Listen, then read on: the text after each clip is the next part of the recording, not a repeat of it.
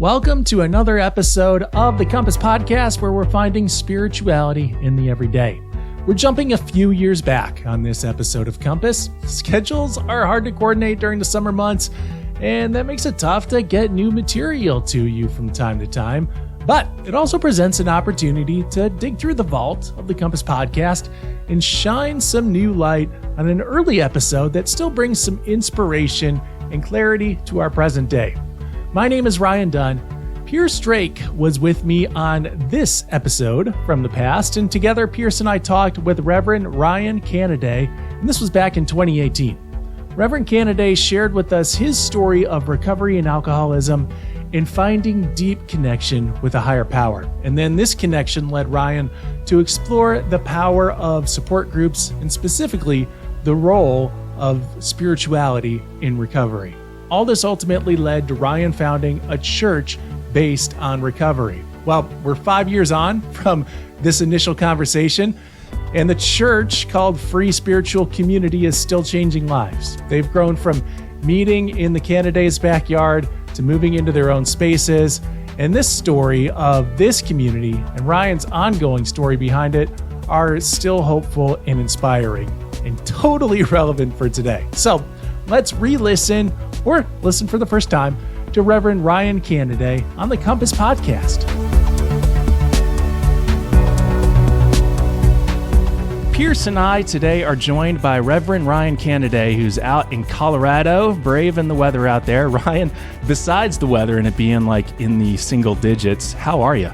We're doing great out here, and thanks for having me as a guest on this podcast. I'm excited to be here. You bet. We brought you in because I believe that your story really connects with a lot of people who are especially feeling like they're in a bit of a hole, like they don't have a caring community around them. And so I was hoping through our conversation today, Ryan, we could really kind of unpack some of your personal history and the life that you're living into now. So to blast us back to the past, Ryan, what were you like in high school? Who did you hang out with? In high school, that's actually it's a big part of my story. I was considered the good kid in high school. I was active in youth group. I was active at a church. I was considered the good kid, hung out with the good crowd, and it was my brother who was 3 years older. He was considered, he was the one into drugs and alcohol and addiction and in and out of the county jail. And for us, for our family, it was like, man, he's the one bringing shame into the family, and if he could just get his act together, then we'd be so much better. And so I was the good kid, and I was compared to my brother who was the one getting into trouble quite often. In that, Ryan, was that like is that a church environment? Like, did you grow up in church? Was that part of the story? Yeah, I grew up in mid-Missouri. Grew up in the evangelical culture, so just different non-denominational churches. Yeah. And I was very active in the church setting in mid-Missouri as a teenager. Mm-hmm. When at 17 years old, I decided, youth group had such a profound impact in my life because it was a place where I was accepted. It was a place where I felt a sense of belonging. We moved to a new town when I was in the 8th grade. We moved from the St. Louis area into a small town, mid-Missouri, and I didn't fit in. It took me a long time to find a footing there. And so youth group became a place where I found a sense of belonging and welcoming. And so when I was 17 years old, I wanted to do that for other people. I thought, man, this is what the church can be about. I want to help others do this. So I decided to go to a small Bible school and study to be a pastor, and then history really started there. Yeah. Well, what was culture like at the small Bible school? Man, I was constantly not fitting in there. Yeah. I tend to have a bit of that, probably like many of your listeners, a bit of that rebel side in you that just wants to go against the flow. So I was asking too many questions. I had too many concerns, too many doubts. And actually it was, I was only there for a semester and a couple of weeks. And it was my first semester there. My mom called me on a Saturday morning. It was February 17th. Actually, yesterday marks 18 years. Wow. Yesterday being February 17th for us now. She called me on that Saturday morning and she said, Ryan, you need to come home. Your brother Brandon was just killed in a car accident. And so it completely turned my life upside down, made me question God. I actually hated this God. I hated God. I was angry at God. I felt so deeply betrayed by a God that I'd put my trust in. And in high school, man, I got up every morning with my mom and we would pray for my brother. And we were so certain that God was going to redeem him and bring goodness. And he did. He got clean and sober for a couple of years. And then he relapsed. And in that relapse, he got behind the wheel of a car and died on that night. So you talk about now you're a pastor. Yeah, you've started this new incredible recovery service at your church. And tell us how that kind of started, how this all played into it. Yeah, so it was 6 years ago. 6 years ago last month, I woke up and I was filled with shame and guilt and regret, and I was completely and utterly defeated. My wife, Tammy, came down the stairs, and I was passed out on the couch, drunk, and passed out like I had on so many other nights before. And on this morning, about 6 o'clock in the morning, she was holding the empty liquor bottle that I thought I had hidden well enough. She had tears coming down her face, and she said, "What are we going to do?" For me, it was this really powerful and poignant moment in my life because it was like for the first time I could see I was actually hurting the people that I loved most. It was powerful because on that day, God gave me the gift of desperation. I was just so desperate. And it was a painful moment because I couldn't stop drinking. Yeah. And I wanted to stop drinking. I couldn't stop. And I tried so many times. I would try to just say, well, I won't drink on the weekends. And as a pastor, not to drink on a Saturday night, that's usually a good idea if you got to preach on Sunday morning. So I won't drink on the weekends, or I'll give up hard liquor and I'll just drink beer or wine. And that would last for a couple weeks. And I'd be right back to where I started. And, relationships in my life were broken. The Christmas before I got sober. So I got sober January 7th. That was when Tammy came down the stairs. January 7th, 2013. And that Christmas before, so just a few days before, we were at my sister's house. And I had been drinking like I would, and proceeded to get drunk like I did. And things went south like they so often would. And my sister, as we were leaving, she said, "Hey, listen, I don't want you to come around anymore." Wow. And I thought, seriously? Do you know who I am? And she says, yeah, I don't want my kids to be around this anymore. And in my mind, I couldn't see it, guys. I was so blind to it because, this addiction, the root of my problem is self-centeredness and ego and fear. And I couldn't see it. And I was thinking to myself, do you know who I am? I mean, just 2 days ago, I was preaching in front of 3,000 people for 5 worship services on Christmas Eve. And do you know who I am? And it was like, yeah, I don't want you around anymore. And the bottom line is I didn't like myself. I didn't know how to navigate in the world. I experienced pain and disappointment of my parents' divorce when I was 5 years old, and it was a really ugly divorce for many years. And with my brother's death, it just put me in that state of disappointment and deep disappointment with God. And these wounds, they left me feeling empty. And I am convinced we will all do something with that emptiness. And for me, what worked was I could pour some liquid down my throat, and all of a sudden I could just numb out, and I could numb out to the feelings and the pain, and I liked the feeling of not feeling. So you said 18 years ago, I think you said this, 18 years ago, your brother passed away. Yeah. I'm so sorry. And that's when you began to question God, get mad at God, etc. Then now we're talking 6 years ago. You're struggling with alcohol, but for what it sounds like you were pastoring at the same time.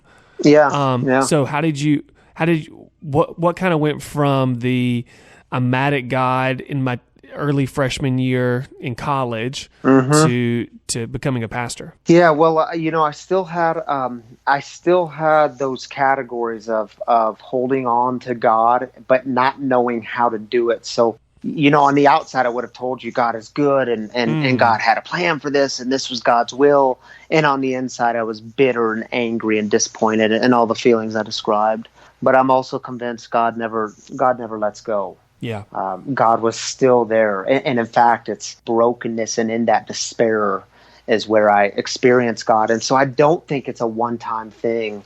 I so often wish when I talk to people, man, I wish my story was, I got into booze and I became an addict and then I got into ministry. But the truth is, in seminary taught me how to really crank up my drinking. I mean, and I found my ego told me I can be drunk and still do well in seminary. And so that's what I did. Was that like the pressure of it that just kind of amped up that drinking? Maybe, but I liked the feeling of being I liked the feeling of not feeling. Yeah. And I had pain in my life that I didn't deal with, and I liked the feeling of not feeling. Mm-hmm. So I don't know. I'm still that call into ministry is something I think I experience still. It's not a one-time thing. It's an ongoing thing, That's right.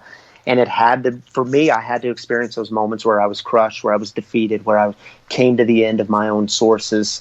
So, on that morning when Tammy said, "What are we going to do?" I said, "Man, I know exactly what I'm going to do." And I went and called our counselor. We had a marriage counselor that we had done some work with. And I said, I'll call Sue. And I called Sue and I tried to set up an appointment with her. And I said, "Sue, I need to meet with you. I think I have a problem with drinking. I can't stop drinking." And she says, "Ryan, I would love to meet with you, but first you need to be involved in some sort of support group." And I was so angry, right? And I said, "Support group, like what?" And she said, "Well, have you ever heard of Alcoholics Anonymous?" And I got so mad, I hung up the phone and I went down to Tammy and I said, "Sue won't even see me. That's how bad this is." And she said, "Well, what'd she say?" And I said, "She won't see me until I go see it, until I get involved in a support group." And she said, "Seriously?" And I said, "Yeah, seriously." She said, "Ryan, I'm going to call her." And she said, "What'd she really say?" And I said, "She won't see me until I get involved in a support group." So she said, "Well, you're going to go, aren't you?"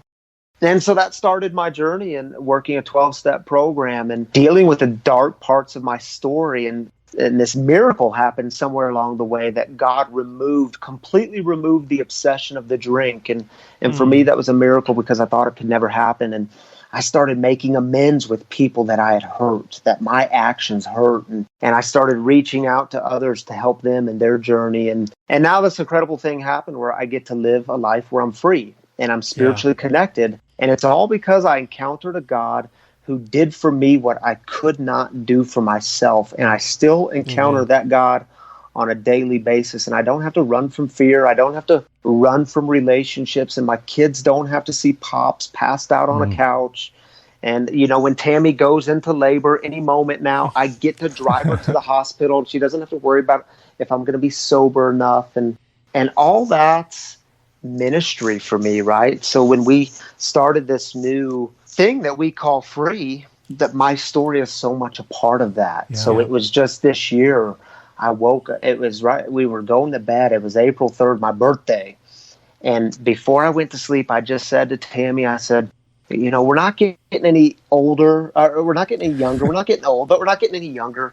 What would it be like to start a place for addicts and for people who love addicts and just for all sorts of people who are looking for a different kind of church experience where we can talk about these issues, where we get it wrong, where we fail, and where God meets us, and where we encounter that God who does for us what we cannot do for ourselves. What would it be like to start that place? And I wish I could tell you all it was a profound conversation. It really wasn't. We went right to bed after that. But it stayed on my heart. And the very next day, I reached out to the bishop on Facebook. And I just said, "Hey, Bishop Karen, is anything bubbling up in the conference about issues of addiction and recovery?" And I said, "I would love to get 30 minutes of your time," thinking that would be sometime in the next several months. Right. And she said, she wrote back within 5 minutes. And she said, "Oh, my goodness, could we meet tomorrow?" Wow. And so, it was like one of those moments like, oh, my goodness, I don't have a vision for this. I just have things. I had notes and I show up. Do you have your ministry plan together? Yes. How many lives are going to be impacted?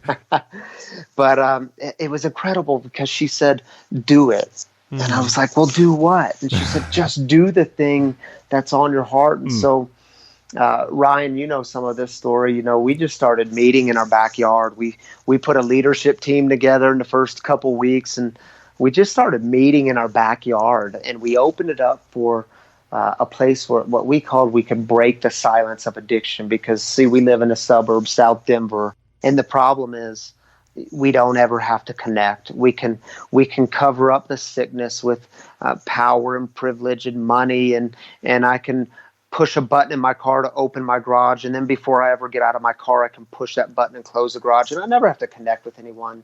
But we know the problem of addiction. I don't know if y'all have been following the news, but man, Colorado's in all sorts of trouble. Yeah.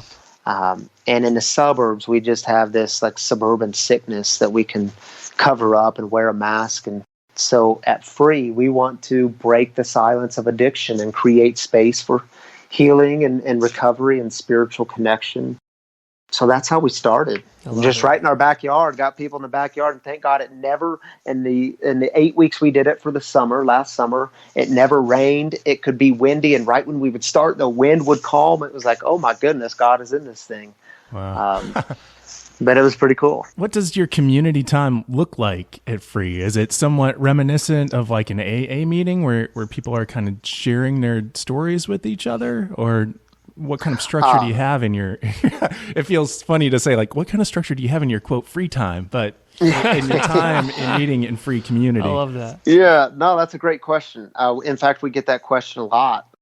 So we do have our own space now. We actually moved into some space. It was this beautiful gift that was given to us. And so, we meet on Saturday nights at 7:00.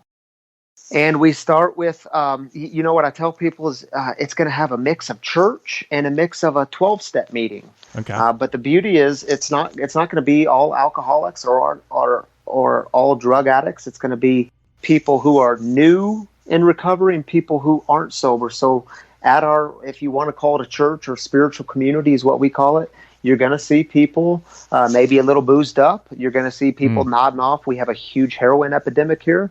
You're going to see people nodding off. You're going to see people outside smoking. And, if you're bothered by that, this isn't the place for you. But when I look out at that, I see the kingdom of God and a place where people can come. We have people all the time say, man, I feel welcome here. And I've never done the church thing. Mm-hmm. So it's not a group of just Jesus followers. We're getting all sorts of spiritual but not religious people looking for a spiritual journey. But we usually start with some songs. Right now we're rocking some YouTube, some live music. And we have everything from Eminem to Macklemore to Hillsong and worship music. And it's kind of whatever song we think speaks to that week. We'll play some music. I always give, in the church world, we call them sermons, but I wouldn't typically call them a sermon in that community. It's a short, usually 10 to 15-minute reflection. I always reflect on the scriptures. We intentionally pick scriptures that are give us the God of grace and love and freedom. And we call it free because all the things in life that set us free, things like grace and love and compassion and forgiveness, these are the things that are so freely given by God. And for our community at Free, they need to hear that. I need to hear that. That's a message that never gets old, and it's one that's hard to believe because we've told ourselves for so long that these things, we have to earn it. There's something we have to do to get it. And the message we hear in the scriptures and from Jesus is no. It's all given freely. It's already been given to you. You don't have to do anything to earn it. So I reflect on the scriptures, and we always have a storyteller. We have someone each week share their story around addiction and recovery. We always do celebrations because our community, we have so much pain and loss and heartache. We think it's important to not ignore those things, but we do start with celebrations. So sobriety anniversaries, babies being born, new jobs, transitions, and there's these beautiful celebrations that happen each week. We always pray together. We throw it out to the community to ask questions, to give their input, to give suggestions, and we have the most real and honest discussions that I always crave to happen in a church, because I think church should be the place where we do that, where we can talk about God and our experience strength and hope with recovery. Where do you guys meet right now? So here's I'll keep the 2-minute backstory really short. Good. But when we were meeting in our backyard, it started to grow. We started with just a few of us, and then it was 20, then it was 30, then 40, 50 people. So my neighbors were starting to say things. We were loud. It was crowded. There was no parking, and it was happening every Saturday night for 6 weeks, right? So we started throws looking the for a sickest parties. Like, they're always keeping us up to Amazing Grace on the bagpipes, man. It was awesome. Oh, the bagpipe. That's something right there. That's beautiful. So we started looking at that right down the street. There was this grease monkey. It was, I think it was like 2,000 square feet, and it was just concrete floor, double bay garage. And I just thought that was like the bread and butter, and that's what I wanted. It was so organic and unchurchy. I just thought this would be perfect. We looked at it for 2 months. We were in discussions. When we went to sign the lease, the guy said, sorry, someone else beat you to it. The irony is it's still sitting empty. So we threw out a video on social that night, my wife and I, and we said how bummed out we are, and something's going to come along. We'll just be patient. That very evening, someone called us and said, hey, I didn't know you were looking for a spot. I have a space. Come check it out. And we went, but went on the drive over there. I was like, man, nothing's ever going to be as good as the Grease Monkey. That was it, man. And we walk into this space. It is totally finished, like total brand new paint, almost double the space. Wow. And we got it for the landlord was digging our vision, what we were doing in the community. So we got a super, super great deal on it. Way better than the Grease Monkey, which was smaller, wouldn't work for what we're doing actually. So it was this gift that was given to us, but it's storefront. In fact, I think it was a former Avita salon. It was some sort of salon. So it's all lit up. It's a beautiful place. It's 3,000 square feet. It works great for what we're doing, and we'll probably outgrow it at some point. But right now, it works really well. You know, our listeners are a wide spectrum of people checking out faith, checking out Jesus, dipping their toe in spirituality, and then we have people that are very deeply connected to church life. And so, for the people that are connected to church or are attending a community of faith, and they see this as a need in their own community, but they're in a context where that's really not happening well. What are some ways that you could lead them to begin having a conversation with the leadership?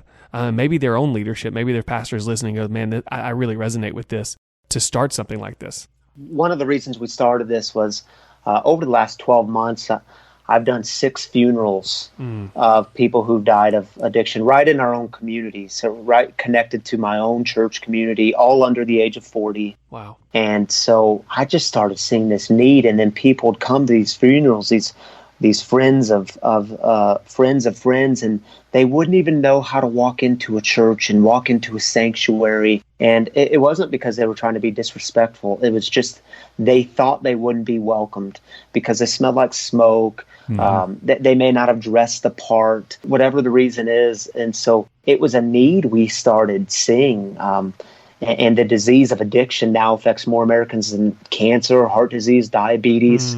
In Colorado, our drug overdoses are up in every single county, way above the national average. Opioids will kill 52,000 Americans this year and up to 500,000 in the next decade. So when we're seeing the statistics in Colorado, it's like these are the needs right in our community. So I think pastors and church leaders, we need to get honest and say, where are people dying?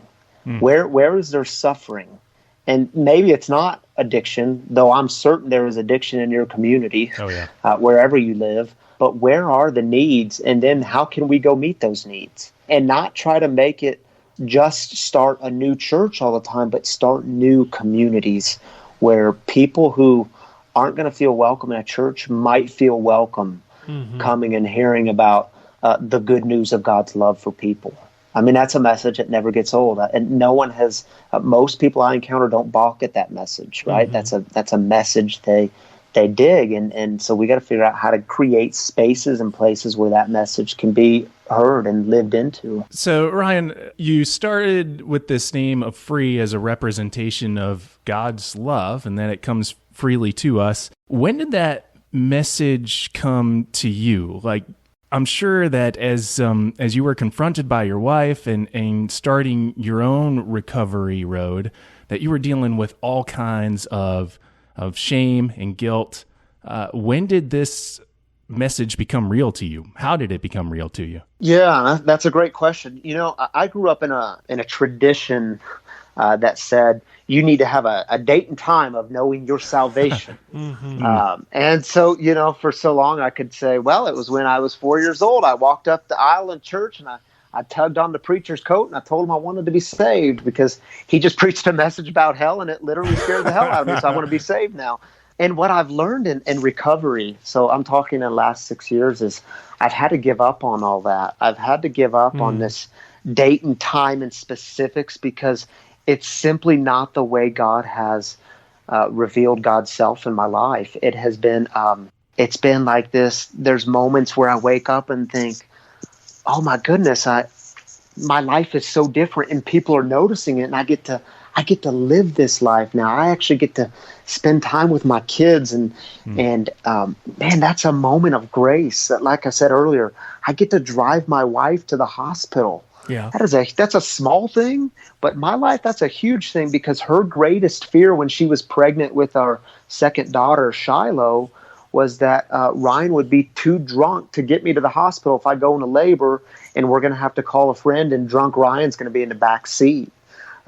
Thanks be to God, I got sober when she was 9 months pregnant with Shiloh. But, she doesn't have that fear today. That's a moment of grace. That's a moment of life is different.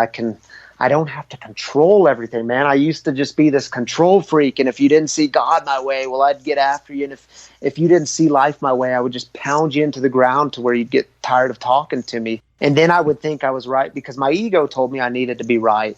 That's not the way life is anymore. I can't tell you exactly when it changed. All I know is over time when I started working the 12 steps and looking into my story and getting honest with myself, with others and with God, my life started to change and I started moving towards gratitude rather than anger. I could see God rather than hate God. I could see grace and forgiveness, and it wasn't all built around Ryan's shame. And so God was pulling me up from all that shame and guilt and regret and saying, dude, you got a new life. It's right here. The life I have created for you to live is right in front of you, and you get to actually live it. And to me, man, that is a gift that never ever gets old, and I hope it stays that way. I hope it's a gift that never gets old to me. How has your family embraced this ministry as a whole, seeing church in this way versus a lot of us that grew up in that church that you described where you hide everything.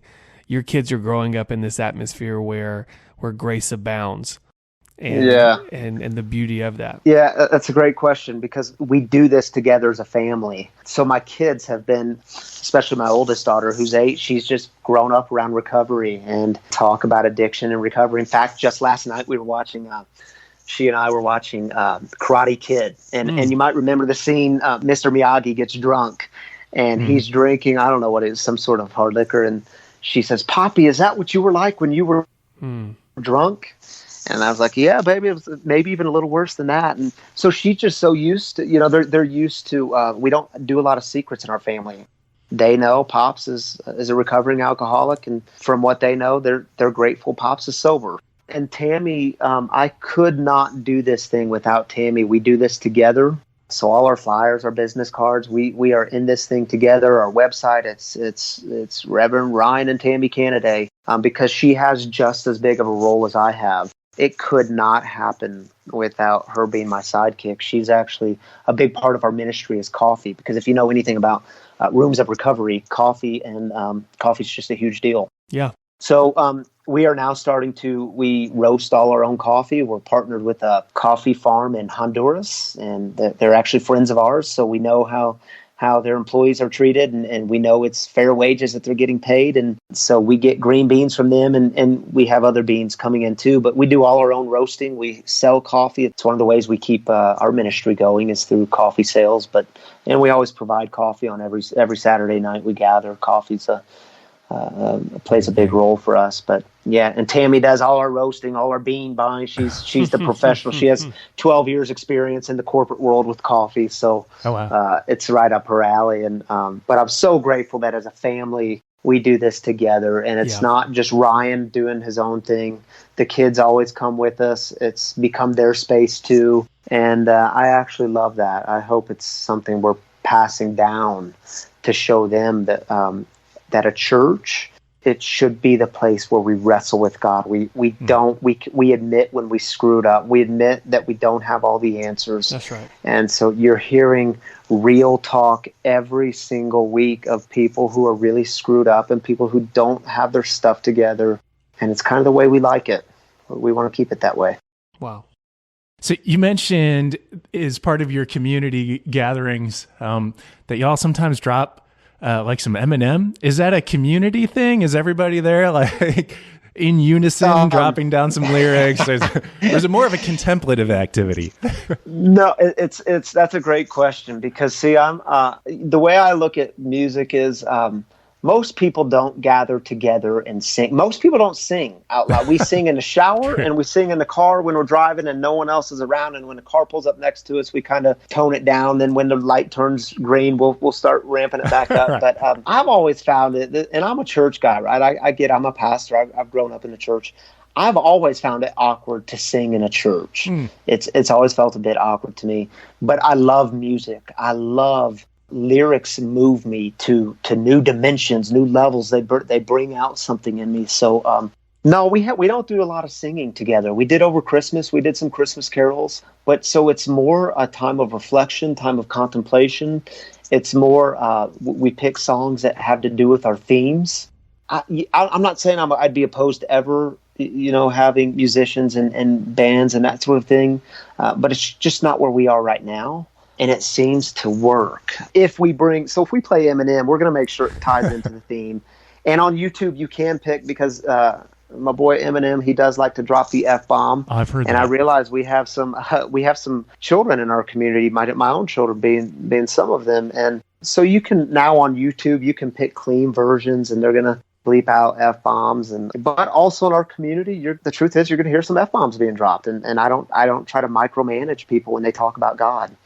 So if that's part of their experience, that's kind of free game. And we try not to overly control that. Well, you're kind of I get a vibe of being a little bit anti-establishment. I think some of that comes out in the way that that you ink up your body. You're a tattooed individual. Are the tattoos, are they like a reminiscent of a life before, or is it like an ongoing thing? What are you communicating in those tattoos? Yeah, no, it's ongoing. I've been getting tattoos. I'm 36 years old. I've been getting tattoos since I think it was 3 days after my 18th birthday. I still love them. People told me early on, my mother being one of them, "Hi, Mom, I hope you're listening." She said, "Boy, you're going to regret that. That's on there forever. That's permanent." I don't have one tattoo that I regret. And by the way, she's got 2 tattoos now. Yes, Mom, I just outed you. My first tattoo was I have the Jesus fish on my back. No. Which is kind of like, oh, why'd I get that one? But also it's an ancient Christian symbol that is actually, it's a beautiful symbol. So even with that one, I don't regret it. I'm glad it's there. But yeah, all my tattoos tell a story. I have my love arm, my family tree, and then my other arm is my arm of struggle, and it's got great significance to me. And on my knuckles, on my love arm, I have tattooed love on my knuckles, and on my struggle arm, my knuckles say free, because I'm reminded I'm free, and my struggles, they are what allowed me to see that I was free. And so I don't regret the struggles. I don't close the door on my past. They have made me who I am today. They have showed me God in the most real ways. God has appeared to me in the most life-giving ways. So I don't regret it. It's my story, I love it. So Ryan, you've got a story that not only personally connects with a lot of people, it connects with me. Not only your story connects with people, but you're creating a community that connects with people. Understanding so much of us grew up in this context of Jesus wasn't approachable with our mess, and the church specifically really wasn't, right? approachable with our mess. And as we look at the gospel more closely, we see that no, it's actually Jesus is inviting us and inviting our mess and wanting to walk with us in all of that. And so I think this is one of our interviews that people are going to want to really connect with you even after this. And so how can they do that? I mean, social media obviously is the way to do that. Where can they find you out there? Yeah, you can find us on, you can connect with me personally on Facebook or Instagram, just under my name, Ryan Canaday. And then we also have a Facebook page for called Free. You can connect with us there. You can always shoot us an email at bethewagon@gmail.com. Be the Wagon. That's a great email. That's a great one. And here's why if I could just take 30 seconds to tell the story. The wagon, a wagon is a central image in our community. And why that is, man, a couple of years ago, I was at the rescue mission in LA, which is, I believe it's the largest rescue mission in the States. But anyway, the director was giving us a tour. And we went upstairs, and there's this hallway with their pictures of their history. And in the middle of this hallway, there's this large picture of a wagon. And I said, dude, what's the story behind the wagon? And he said, dude, you don't know the story behind the wagon? And I said, oh, man, sounds incredible. Tell me. And he said, that's how we got started, was the wagon. And I think it was 1857. It was sometime in the late 1800s, but that's when the rescue mission got started. And literally they had this wagon, and it would go to some of the roughest places in LA where all the bars were, all the mischief was happening. And this wagon would go and they would hand out Bibles and food and hope. And then they would say to people, anyone who wants to come back to a place of safety and recovery, you can get on the wagon and we'll take you there. And so what happens when you get a bunch of drunk people on a wagon? Well, some people fall off, and it's worm falling off the wagon. Wow. Which was just totally mind-blowing when I connected that. It's like, dude, is that where falling off the wagon comes? And I said, yeah. Wow. So anyway, when people would fall off the wagon, this wagon would stop, and people would get off this wagon and help that brother or sister who just fell off, and they'd get them back on the wagon. And so when we started Free, it was our very first week. We put a wagon in the middle of our yard. And I said to people, let's create a community where we're the wagon, where we don't kick our wounded. We always be a place of grace and acceptance and forgiveness. And when people fall off, we stop and help them get back on. That's why the wagon is still a central image in our community, and our email is bethewagon@gmail.com. So you can remember to be the wagon. That's what the church at its best. The church is a wagon, right? Yeah. Yes. Congrats on getting that email address in like 2018. Yeah, we were so happy. Right? Like, right? It's not bethewagon_01. Yeah. Be the wagon. I love that. Yeah. Yeah, thanks for taking this journey back in time with us. The Free spiritual community is growing, and they're asking for help in getting some appropriate space. So if you'd like to support what they're doing, then check out freespiritualcommunity.com. And you can learn more there and also donate to their cause there.